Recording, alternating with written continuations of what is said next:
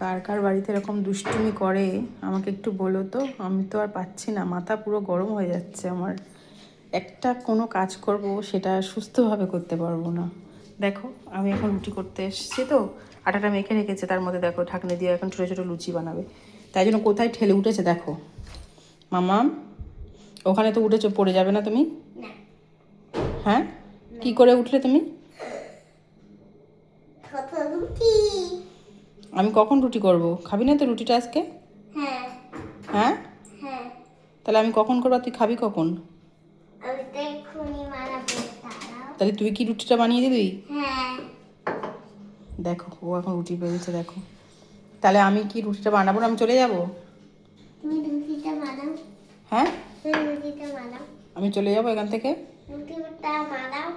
তা কিভাবে বানাবো? তুই তো বসে আছিস ওখানে।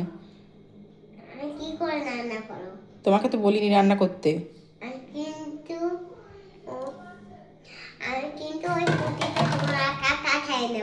হুম,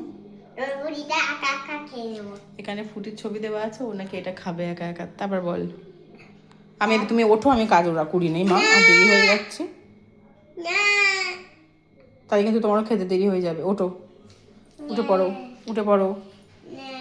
এত দুষ্টুমি ভালো লাগে না আমার আর। এটা তোমার আন্টি, ঠিক আছে।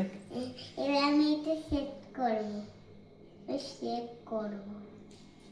সেট করতে হয়। তারপরে না এবার আমি করে নিই মা। না, কি বানাচ্ছিস ওটা?